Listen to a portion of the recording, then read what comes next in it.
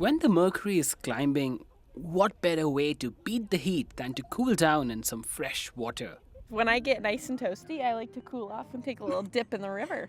Just don't be dumb about it, you know what I mean? You can just easily get cooled down in the water by just sitting in it.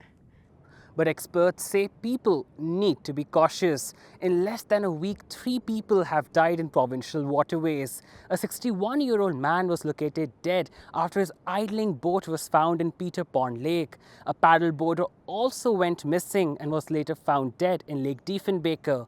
And a teenage canoeist died when his boat flipped in Helene Lake. Every year we run about 80 or so water rescues a year. And in Saskatchewan, swimming in the river is not only unsafe, it's not allowed. There is a bylaw that prohibits swimming in the river.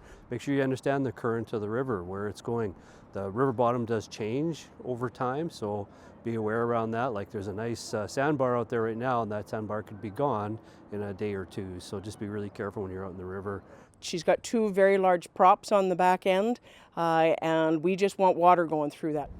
Operators of the Prairie Lily say they've also had some close calls with people in the river. We're in a channel. We don't have a lot of places we can go. We can't turn and we can't stop. So we just ask people stay away from us. Back at the beach, others are taking safety in their own hands.